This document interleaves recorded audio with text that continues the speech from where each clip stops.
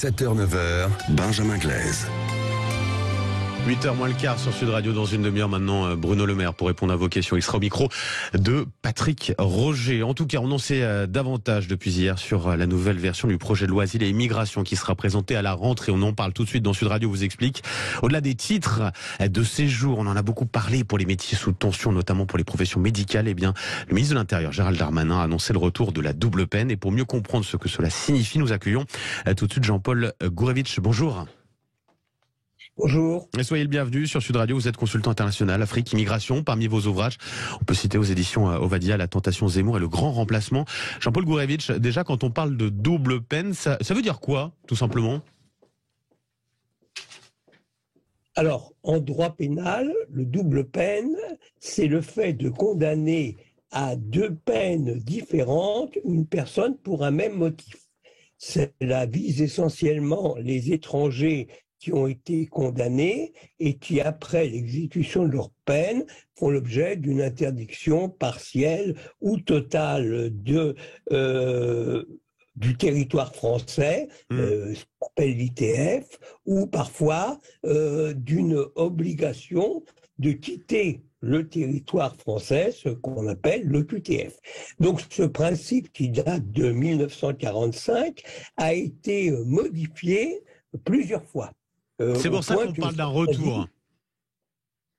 Oui.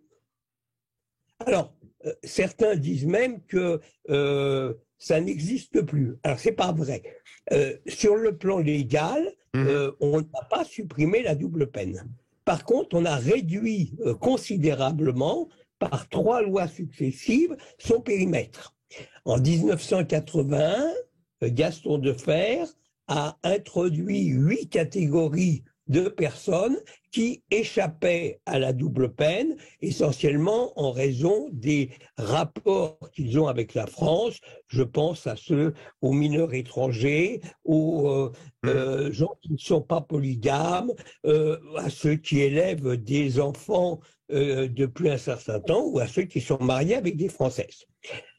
En 2003, Nicolas Sarkozy a encore réduit le champ d'application en considérant que les gens qui étaient là depuis 20 ans ne bénéficieraient pas de la double peine et que leur expulsion se transformerait en assignation à résidence. Et enfin, en 2012, le 31 décembre, parce que c'est toujours dans les derniers jours qu'on prend les lois qui sont importantes, Manuel Valls a considéré qu'il n'y a plus de délit de séjour irrégulier, alors qu'il y a quand même un délit d'entrée irrégulière. Ce qui veut dire que, alors que cette double peine en 2013 visait théoriquement environ 13 000 personnes, aujourd'hui, elle ne vise que quelques milliers de personnes. Donc là, l'idée maintenant avec ce projet de loi, on en connaît un peu mieux les contours maintenant concernant cette double peine. C'est que c'est les étrangers en situation régulière qui seraient condamnés à 10 ans de prison et plus 5 ans s'ils sont récidivistes seraient donc expulsés. Vu qu'on a déjà donc depuis 1945, eh bien on a connu justement ce principe, cette notion de double peine. Est-ce qu'on sait si c'est efficace ou pas? Est-ce qu'on arrive à les expulser? Alors, c'est une loi qui est inappliquée et inapplicable. Elle est inappliquée parce que on se fonde sur le droit et non pas sur les faits. Et en fait, le nombre d'expulsions est très inférieur à celui des condamnations pour expulsion.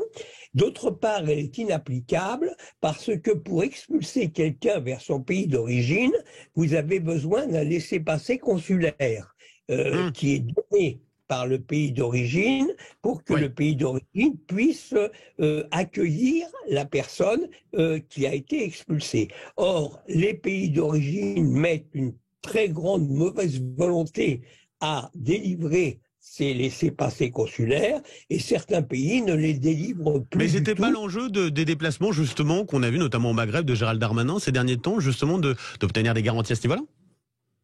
C'était probablement le souhait de Gérald Darmanin, mais vous comprenez bien que tout ceci relève d'une négociation plus globale. Une négociation qui porte sur le nombre de visas, négociation qui porte sur les compensations financières, et dans ces conditions, ce qu'on peut dire aujourd'hui, c'est que même si la loi est réactivée, elle n'aura qu'un effet complètement marginal. Jean-Paul Gourevitch, un grand merci d'avoir été avec nous ce matin sur Sud Radio, consultant donc international Afrique et immigration. Merci à vous et bonne journée. Merci. Merci.